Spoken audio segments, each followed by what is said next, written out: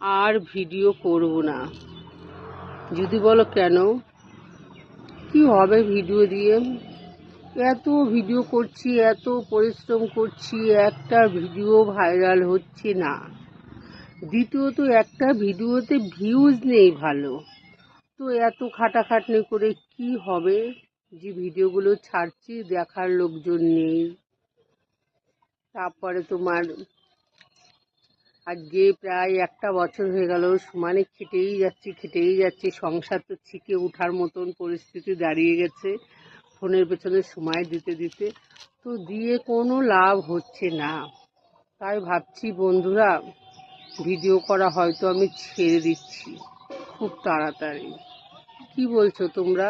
একটু কমেন্ট করে জানিও প্লিজ। ভালো লাগছে না, মনটা খুব দুর্বল হয়ে যাচ্ছে সত্যিই, আর পারছি না।